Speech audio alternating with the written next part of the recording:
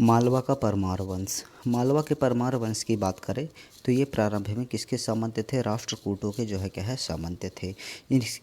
इन्हीं के अधीन रहकर शासन करते थे। संस्थापक की बात करें तो संस्थापक कौन था?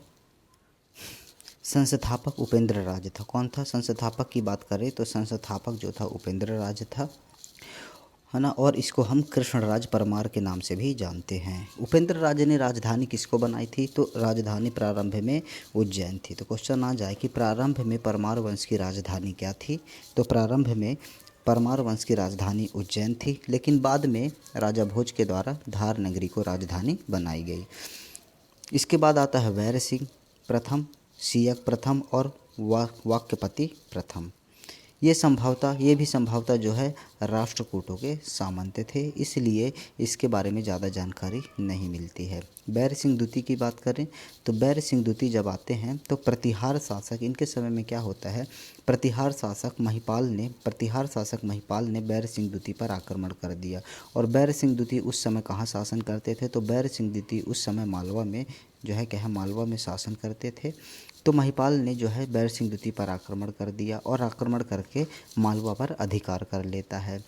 जब यह बैर सिंह द्वितीय हार जाता है तो यह राष्ट्रकूट शासक इंद्र तृतीय के पास जाता है। किसके पास? इंद्र तृतीय के पास जाता है और इंद्र तृतीय महिपाल पर आक्रमण करता है और उसको हरा देता है। कन्नौज पर हमला करता है, कन्नौज को ध्वस्त कर देता है इंद्र तृतीय, और जो मालवा उसका छीन लिया गया था बैर सिंह द्वितीय का, तो वह मालवा राज्य बैर सिंह द्वितीय को वापस कर देता है। इसमें हम देखते हैं कि चूँकि प्रारंभ में जो है महिपाल जो है कन्नौज पर शासन करता था, प्रतिहार शासक था, इसने क्या किया, इसने जो है बैर सिंह द्वितीय पर आक्रमण कर दिया मालवा पर, और आक्रमण करके मालवा पर कब्जा कर लेता है। इसी के चलते बैर सिंह द्वितीय राष्ट्रकूट शासक इंद्र तृतीय के पास जाता है और अपनी समस्या बताता है। राष्ट्रकूट शासक इंद्र तृतीय क्या करता है कि कन्नौज पर हमला करके कन्नौज को ध्वस्त कर देता है और महिपाल को हरा देता है, और फिर मालवा जो है बैर सिंह द्वितीय को यहीं से प्राप्त हो जाता है। ठीक है, तो कन्नौज को ध्वस्त कर दिया, बैर सिंह द्वितीय ने पुनः मालवा पर क्या कर लिया? कब्जा कर लिया। इसके बाद सियक द्वितीय आता है। सियक द्वितीय जो परमार वंश था, परमार वंश का प्रथम एवं शक्तिशाली, प्रतापी और शक्तिशाली शासक था। परमार वंश का वास्तविक संस्थापक माना जाता है।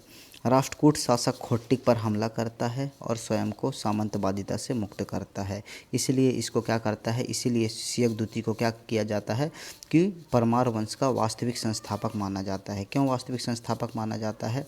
वास्तविक संस्थापक माना जाता है। इसीलिए उपेंद्र राज को हम वास्तविक संस्थापक नहीं मान सकते। इसलिए नहीं मान सकते क्योंकि उपेंद्र राज भले उज्जैन में जो है शासन किया था, लेकिन क्या होता है कि यह राष्ट्रकूटों के अधीन रह के कार्य किया था, इसलिए हम उपेंद्र राज को नहीं मान सकते हैं वास्तविक संस्थापक। ठीक है, क्वेश्चन आएगा कि परमार वंश का संस्थापक किसे कहते हैं, तो आप उपेंद्र राज लगाइएगा, लेकिन वास्तविक संस्थापक की बात कर दे तो सियक द्वितीय ही आंसर आएगा। इसके बाद इसका पुत्र आता है दत्तक पुत्र वाक्यपति मुंज आता है। वाक्यपति मुंज की बात करें 973 से 995 ईस्वी तक इसका शासन रहता है। प्रतापी और शक्तिशाली शासक था। परमारों का स्वर्णिम युग जो है वाक्यपति मुंज के समय ही रहता है। क्या परमारों का स्वर्णिम युग किसके समय रहता है? वाक्यपति मुंज के समय रहता है। इसने क्या किया था? कलचुरी शासक युवराज द्वितीय को हराया था और कलचुरी पर क्या कर लेता है? कब्जा कर लेता है। चालुक्य शासक तैलब द्वितीय को इसने 6 बार हराया था। कितनी बार? 6 बार हराया था, लेकिन 7वीं बार तैलब द्वितीय से वाक्यपति मुंज हार जाता है और मारा जाता है। वाक्यपति मुंज की बात करें तो इसके कुछ निर्माण की बात करें तो निर्माण जो है क्या है, तो धार में वाक्यपति मुंज ने क्या करवाया था? धार में मुंज सागर झील का निर्माण करवाया था, होड़ों को भी हराया था, और इसके दरबार में 3 कवि रहते थे, धनंजय, धनिक और पद्मगुप्त। धनंजय, धनिक, पद्मगुप्त की बात करें तो इनकी रचना भी इम्पोर्टेंट है। जैसे कि धनिक की बात करें तो यशो रूपावलोक की रचना की है धनिक ने। पद्मगुप्त ने जो है किसकी रचना की है? नव साहसांक चरित की रचना पद्मगुप्त के द्वारा, और धनंजय दशरूपक की रचना की जाती है। ठीक, तो धनिक शोभरूपम, पद्मगुप्त नव साहसांक चरित, धनंजय दशरूपक की रचना करता है। सिंधुराज इसके बाद आता है। सिंधुराज वाक्यपति मुंज का भाई था। चालुक्य शासक 1700 को हराया, उतना इम्पोर्टेंट नहीं है। इसके बाद परमार भोज आते हैं। परमार भोज की बात करें तो इनका शासन काल पूछा जाता है 1000 से 1055 ईस्वी इसका हो जाएगा। सिंधु राज का पुत्र था। परमार वंश का सबसे शक्तिशाली शासक था और महान योद्धा, महान विद्वान था। राजा भोज की उपलब्धियों को हम दो भागों में बांट सकते हैं, एक सैन्य उपलब्धियां और एक सांस्कृतिक उपलब्धियों को देखते हैं। सैन्य उपलब्धियां और सांस्कृतिक उपलब्धियां। सैन्य उपलब्धियों की यदि हम बात करें तो सैन्य उपलब्धियों में क्या क्या है, तो सैन्य उपलब्धियों में देखें तो राजा भोज की सैन्य उपलब्धियां हैं कि राजा भोज ने कलचुरी शासक क्या किया था, कलचुरी शासक गोंगेय देव के साथ मिलकर और राजेंद्र चोल के साथ मिलकर क्या करता है, राजेंद्र चोल के साथ मिलकर जो है कल्याणी के चालुक्य शासक जय सिंह प्रथम पर आक्रमण कर देता है और इसे क्या कर देता है, इसको जो है क्या है हरा दिया जाता है। तो 3 लोग थे, कौन कौन थे, कलचुरी शासक गोंगेय देव के साथ और राजेंद्र चोल के साथ मिलकर। ठीक है, आपसी मतभेद के कारण इसने फिर क्या करता है, राजा भोज आपसी मतभेद के कारण कलचुरी शासक गोंगेय देव पर भी हमला कर देता है और उसको जो है क्या है हरा देता है। ठीक, आपसी मतभेद के चलते राजा भोज ने कलचुरी शासक गोंगेय देव पर हमला कर देता है और उसको पराजित कर देता है। राजा भोज की बात करें तो राजा भोज ने अपने जीवन काल में बहुत युद्ध लड़े और बहुत युद्धों को जीते, लेकिन लास्ट में क्या होता है उनके साथ कि बहुत सारी शक्तियां एकजुट होकर राजा भोज को हरा देती हैं, जिससे उनको क्या है सदमे में चले जाते हैं और उनकी मृत्यु हो जाती है। ठीक है, नेक्स्ट पॉइंट देखते हैं कि राजा भोज ने गुजरात प्रथम के चालुक्य शासक, क्या अब देखिए कि इसका जो है सैन्य उपलब्धियों में हम देखते हैं कि गुजरात पर इसने हमला कर दिया और उस समय उसका शासन भीम प्रथम का था। ठीक है, भीम प्रथम पर आक्रमण किया और उनकी राजधानी अल्हिलवाड़ को लूटा। इसके बाद इसने जो है क्या है उड़ीसा पर भी हमला करते हैं। उड़ीसा पर जो है इंद्ररथ का शासन था, किसका था, उड़ीसा पर इंद्ररथ का शासन था। उड़ीसा पर किसका शासन था, उड़ीसा पर इंद्ररथ का शासन था। गुजरात पर हम बता चुके हैं, है ना, गुजरात पर जो है किसका शासन था, गुजरात पर किसका था, गुजरात पर जो है क्या है भीम प्रथम का था। किसका, गुजरात पर भीम प्रथम को हराता है। काशी को और दक्षिण क्षेत्र को भी जो है क्या है परमार शासक भोज ने विजय किए। इसके बाद आता है कि हम कुछ मैप के जरिए हम देखते हैं कि कौन कौन से राज्य कहाँ कहाँ थे। जैसे कि हम बुंदेलखंड की बात करते हैं तो बुंदेलखंड में चंदेल वंश, है ना, चंदेल वंश की बात करें तो विद्याधर थे। गोंगेय देव की बात करें तो ये कलचुरी शासक थे गोंगेय देव, जिसमें लक्ष्मीकर्ण प्रमुख माने जाते हैं। इसके बाद कल्याणी के चालुक्य की बात करें तो कल्याणी के चालुक्य जो है दक्षिण में थे। जय सिंह प्रथम और सोमेश्वर प्रथम इसके जो है प्रमुख शासक रहे हैं और भीम प्रथम जो कि गुजरात में इनका शासन क्षेत्र रहा है, चालुक्य भीम प्रथम का। मालवा परमार वंश यहाँ राजा भोज स्वयं थे। तो इतने सारे क्षेत्रों को जो है क्या है हरा दिया था। ठीक है, वो साथ में उड़ीसा भी यहाँ कहीं था, उड़ीसा को भी जो है क्या है उसने कब्जे में ले लिया था इंद्ररथ को हराकर। भोज ने क्या किया, भोज ने गुजरात के शासक कीर्तिराज को हराया था और उड़ीसा के शासक इंद्ररथ को हराया था और उनको पराजित करके क्या किया था, उनको पराजित करके उनका शासन क्षेत्र अपने कब्जे में ले लेते हैं। इसके बाद राजा भोज को चंदेल शासक विद्याधर पराजित कर देता है। कैसे विद्याधर पराजित कर देता है, विद्याधर अकेले पराजित नहीं कर पाता, उसने 2 लोगों की सहायता ली थी। एक तो वही जिसको कीर्तिराज को हराया था, राजा भोज ने कीर्तिराज को हराए थे, है ना, तो गुजरात के शासक कीर्तिराज ने इनका साथ दिया था विद्याधर का, है ना, तो विद्याधर का राजा भोज ने, इससे क्या हो जाता है, इससे जो है राजा भोज यहाँ पे पराजित हो जाते हैं। राजा भोज ने महमूद गजनवी के खिलाफ जयपाल के पुत्र आनंद की मदद की थी।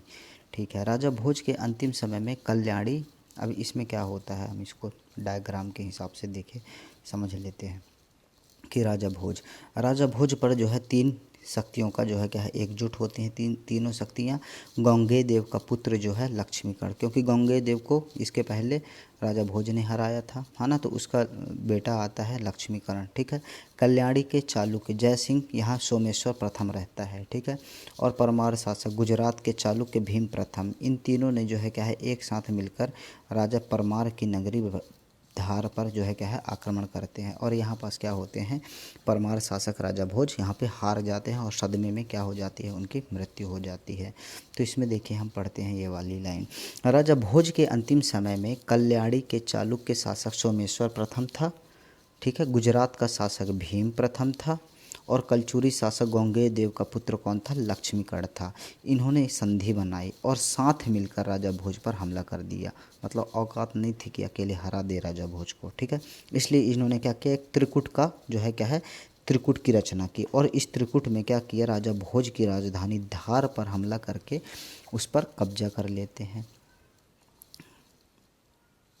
कब्जा करके राजा भोज सदमे में 1055 ईस्वी में राजा भोज की क्या हो जाती है, मृत्यु हो जाती है। राजा भोज के विजयों की जानकारी हमको कहाँ से मिलती है? तो राजा भोज के विजयों की जानकारी हमको विदिशा के उदयपुर प्रशस्ति से मिलती है। तो यहाँ से एक क्वेश्चन जरूर क्रिएट होगा कि राजा भोज के विजय, आखिरकार जो उन्होंने युद्ध लड़े थे, उन युद्धों की विजय के बारे में जानकारी हमको कहाँ से मिलती है? तो विदिशा के उदयपुर प्रशस्ति से उनके विजय के बारे में जो है क्या है, जानकारी प्राप्त होती है। राजा भोज की सांस्कृतिक उपलब्धियों की बात करें तो क्या क्या है? तो राजा भोज विजेता के साथ साथ विद्वान भी थे, इसलिए उन्होंने क्या है की उपाधि धारण की थी, कविराज की उपाधि धारण की थी, ठीक है। इनके दरबार में लगभग 500 विद्वान थे, ऐसी मान्यता थी। लेकिन प्रमुख विद्वानों की हम बात करें तो 3 विद्वान प्रमुख थे। धनपाल था, दामोदर था और भास्कर भट्ट था। कौन था? धनपाल था, दामोदर मिश्र था और भास्कर भट्ट था, ठीक है। धनपाल, दामोदर मिश्र और भास्कर भट्ट था। राजा भोज ने लगभग 84 ग्रंथ लिखे थे, जिनमें से 22 ग्रंथ आज भी संरक्षित किए गए हैं। कितने ग्रंथ लिखे थे? लगभग 84 ग्रंथ लिखे थे। लगभग 84 ग्रंथ लिखे थे, जिसमें 22 आज भी जो है क्या है, सुरक्षित हैं। यदि हम राजा भोज की बात करें तो कौन कौन से ग्रंथ उसने लिखे थे? तो जैसे समरांगण सूत्र की बात करें, समरांगण सूत्र यह स्थापत्य कला की जानकारी प्रदान करता है। तो ये क्वेश्चन यहाँ से क्रिएट हो सकता है कि समरांगण सूत्र से हमें किसके बारे में जानकारी प्राप्त होती है? तो स्थापत्य कला के बारे में जानकारी प्राप्त होती है। सरस्वती कंठाभरण, माँ सरस्वती की वंदना, आयुर्वेद सर्वस्व, आयुर्वेद की जानकारी प्राप्त होती है। भोज चंपू और श्रृंगार मंजरी, ठीक है। तो याद रखिएगा, श्रृंगार मंजरी यहाँ पर डिस्टर्ब कर देता है। जनरली ये 3 सबको याद रहते हैं, समरांगण सूत्र, सरस्वती कंठाभरण, आयुर्वेद सर्वस्व और भोज चंपू। लेकिन श्रृंगार मंजरी जो है यह डिस्टर्ब करती है, इसलिए आप इसको जो है क्या है, नोट करके लिख लीजिएगा कि श्रृंगार मंजरी जो है राजा भोज की ही रचना है। इसके बाद हम नेक्स्ट बात करते हैं कि राजा भोज एक निर्माता शासक थे। हम सांस्कृतिक उपलब्धियों की बात कर रहे हैं कि राजा भोज एक निर्माता शासक थे, उन्होंने अनेक निर्माण करवाए। यदि हम धारा नगरी की बात करें तो धारा नगरी में उन्होंने क्या क्या निर्माण करवाया था? तो भोजशाला बनवाई थी, सरस्वती मंदिर बनवाया था, भोजताल बनवाया था, है ना, जिसको हम भोपाल की बड़ी झील के नाम से जानते हैं। भूपाल या भोजपुर नगर बसाया था और भोजपुर शिव मंदिर का निर्माण करवाया था, जो कि मध्य प्रदेश का सोमनाथ भी हम इसको कहते हैं। भोजपुर मंदिर के बारे में यदि हम थोड़ा देखें तो भोजपुर मंदिर की बात करें तो भोजपुर मंदिर जो है यह कहाँ स्थित है? तो जो है क्या है, यह भोजपुर में ही स्थित है। इसको हम क्या बोलते हैं? इसको हम मध्य प्रदेश का क्या कहते हैं? मध्य प्रदेश का, एमपी का क्या कहते हैं? एमपी का सोमनाथ कहते हैं, एमपी का सोमनाथ कहते हैं, ठीक है। तीसरी बात क्या है? तीसरी बात है किस नदी के किनारे स्थित है? तो यह बेतवा नदी के किनारे स्थित है। किस नदी के किनारे स्थित है? जो है क्या है, यह बेतवा नदी के किनारे स्थित है भोजपुर, ठीक है। दूसरी बात क्या है कि भोजपुर में भगवान शिव का मंदिर है, ठीक है। तो शिव में जो है इसकी जो शिवलिंग है, शिवलिंग जो है, शिवलिंग की बात करें तो शिवलिंग जो है 18 फीट ऊंची है।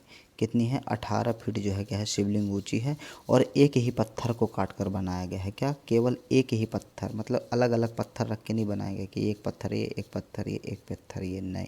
एक ही पूरा टोटल एक ही पत्थर को काट कर, बारीकी से काट कर जो है क्या है, वहाँ पर शिवलिंग का निर्माण किया गया है। एक और इम्पॉर्टेंट बात ये है कि इसमें जो है क्या है, जनरली क्या रहता है, जनरली ये रहता है कि सभी मंदिरों को यदि आप देखिएगा तो सभी मंदिर जो है इस शेप में रहते हैं, राइट, इस शेप में रहते हैं। लेकिन जो है क्या है, भोजपुर के मंदिर की बात करें तो भोजपुर का मंदिर का यदि हम छत देखें तो छत जो है किस टाइप का है? तो छत जो है आयताकार रूप में है। किस रूप में है? आयताकार रूप में है। इम्पॉर्टेंट बात यहाँ पे ये है, ठीक है। तो किस रूप में है? आयताकार रूप में जो है क्या है, आयताकार रूप में भोजपुर के मंदिर का जो है छत है, ठीक है। इसके अलावा राजा भोज के द्वारा किसका निर्माण किया गया है? तो इसके अलावा राजा भोज के द्वारा केदारेश्वर मंदिर का निर्माण किया गया है। सोमनाथ मंदिर जो कि गुजरात में है, कुछ निर्माण भोज के द्वारा जो है क्या है, करवाया गया था। सोमनाथ के मंदिर गुजरात में है, जो कुछ निर्माण राजा भोज के द्वारा भी करवाया गया था। रामेश्वर मंदिर का निर्माण करवाया गया था। त्रिभुवन नारायण मंदिर का निर्माण, जो कि कहाँ है, चित्तौड़गढ़ राजस्थान में है, उसका भी निर्माण राजा भोज के द्वारा ही करवाया गया था। क्वेश्चन ये आता है त्रिभुवन नारायण मंदिर किस स्थान पर स्थित है, तो इम्पोर्टेंट इसलिए हो जाता है क्योंकि राजा भोज ने निर्माण करवाया था। तो त्रिभुवन नारायण मंदिर की बात करें तो यह चित्तौड़ राजस्थान में स्थित है, जो कि परमार राजा भोज के द्वारा निर्मित किया गया था। भोज के द्वारा प्रमुख उपाधियाँ कौन कौन सी थीं, तो 3 उपाधियाँ थीं। मालवा चक्रवर्ती, सार्वभौम, त्रिभुवन नारायण भी कहते हैं। क्या मालवा के चक्रवर्ती कहते हैं, सार्वभौम कहते हैं, और त्रिभुवन जो है क्या है, त्रिभुवन नारायण की उपाधि से भी इनको क्या है, सम्मानित किया गया है। इनकी मृत्यु कहाँ में कहा गया है, इनकी मृत्यु में क्या कहा गया है कि अज तथा विद्वान दोनों निराश्रित हो गए थे, है ना। ये इम्पोर्टेंट जो है लाइन है कि अज तथा विद्वान दोनों निराश्रित हो गए थे राजा भोज की मृत्यु पर। नेक्स्ट पॉइंट है कल्याणी के चालुक्य राजा विक्रमादित्य। क्या कल्याणी के चालुक्य राजा विक्रमादित्य षष्ठ, ठीक है, ये दूसरे वाले विक्रमादित्य हैं। राजा विक्रमादित्य षष्ठ के दरबारी विद्वान थे बिल्हड़, और बिल्हड़ की रचना थी विक्रमांक देव चरित्र। इसमें क्या बोला गया है कि राजा भोज की जो है क्या है, प्रशंसा की गई है। तो यहाँ पास हमको 2 पॉइंट जो है इंपॉर्टेंट ये याद रखना है कि बिल्हड़ की रचना कौन सी है, तो विक्रमांक देव चरित्र। ये किसकी रचना है, तो विक्रमांक देव चरित्र जो है क्या है, यह बिल्हड़ की रचना है, और इस रचना में जो है राजा भोज की प्रशंसा की गई है। इसके बाद हम परमार में और कुछ पॉइंट देखते हैं। परमार वंश में यदि हम देखें तो परमार वंश में क्या है, इन्हें पवार भी कहते हैं। क्या बोलते हैं, परमारों को हम पवार भी कहते हैं, और ये अपनी उत्पत्ति अग्निकुंड से मानते हैं। क्या अपनी उत्पत्ति जो है अग्निकुंड से मानते हैं, ठीक है। खुद को राजा विक्रमादित्य के वंशज भी मानते हैं। क्या खुद को राजा विक्रमादित्य के वंशज मानते हैं। कुल देवी माँ हरिसिद्धिका, जो कि उज्जैन में मंदिर है, उनकी जो है इनकी कुल देवी थी परमारों की, ठीक है। तो क्वेश्चन यहाँ पे एक क्रिएट होता है कि माँ हरिसिद्धिका का मंदिर मध्य प्रदेश के किस जिले में स्थित है, तो माँ हरिसिद्धिका का मंदिर उज्जैन में जो है क्या है, स्थित है। परमारों की राजधानी प्रारंभ में क्या थी, हम बता चुके हैं कि प्रारंभ में राजधानी उज्जैन थी, लेकिन बाद में राजधानी धार नगरी बनी, जो कि विद्या का केंद्र थी। इससे प्रमुखतः राजा भोज के द्वारा राजधानी बनाया गया था। राजा भोज के अन्य उत्तराधिकारी की बात करें तो जय सिंह प्रथम दक्षिण के चालुक्य राजा विक्रमादित्य की सहायता से कलचुरी के लक्ष्मीकर्ण को पराजित किया था। लक्ष्मीकर्ण को पराजित किया था और धार पर पुनः आकर जो है क्या है, अधिकार कर लिया था। चूँकि अभी हम इसके पहले हम देखे थे, क्या देखे थे कि लक्ष्मीकर्ण एक साइड से हमला करता है धार पे, है ना, राजा भोज पर, एक साइड से लक्ष्मीकर्ण करता है ना। तो इसी एक साइड से लक्ष्मीकर्ण करता है, इस साइड से कौन करता है, इस साइड से गुजरात का शासक कौन करता है, गुजरात का शासक भीम प्रथम करता है, और यहाँ से कौन करता है, यहाँ से जो है कल्याणी के चालुक्य जो है क्या है, कौन करता है, कल्याणी के चालुक्य सोमेश्वर प्रथम करता है, सोमेश्वर प्रथम करता है, ठीक है।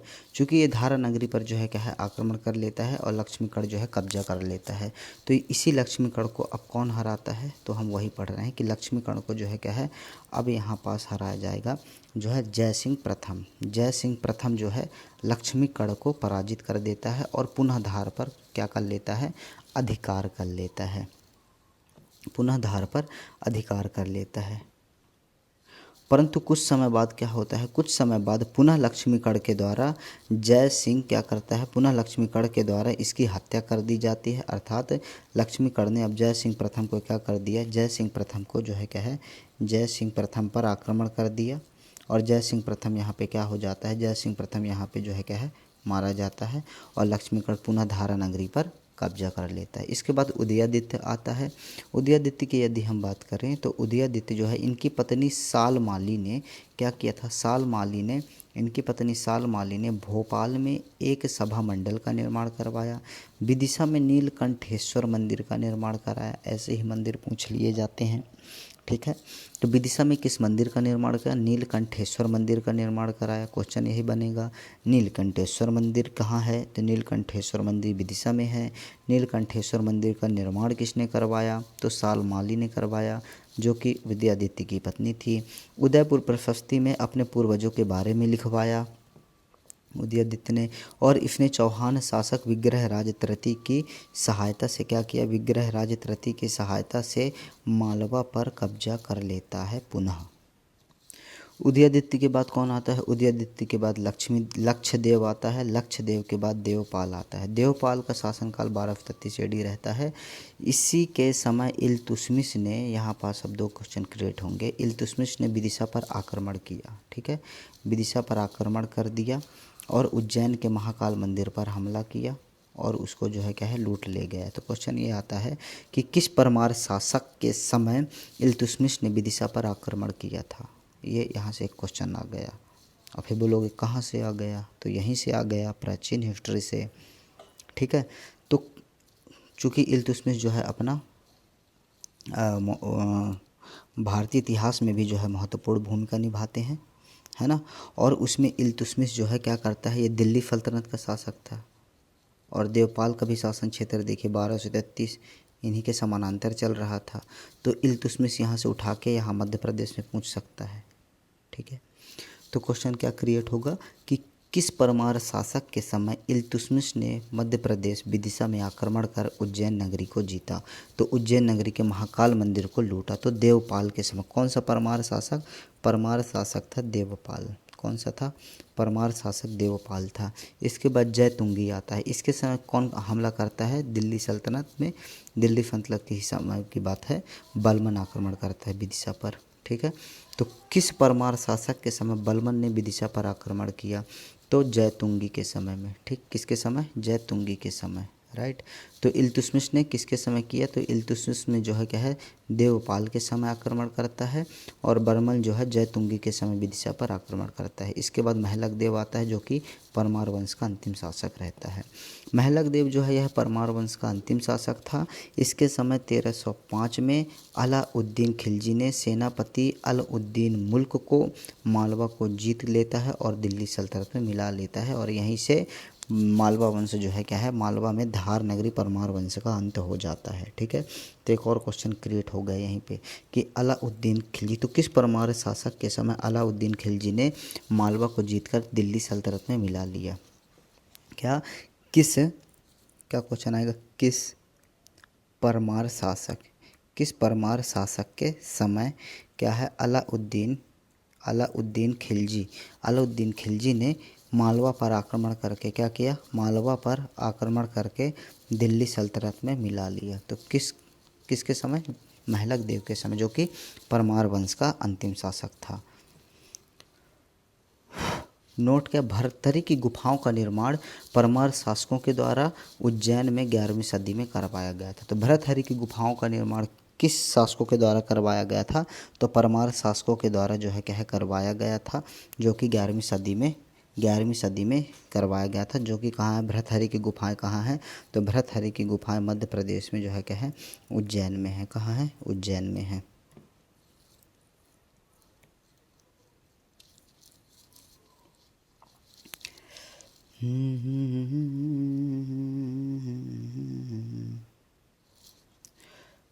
नेक्स्ट है उज्जैन का प्रतिहार वंश। इसको हम नेक्स्ट क्लास में देखेंगे। तो आशा करता हूँ आपको वीडियो ज़रूर पसंद आई होगी। तो मेरे चैनल को सब्सक्राइब करना बिल्कुल ना भूलें। धन्यवाद।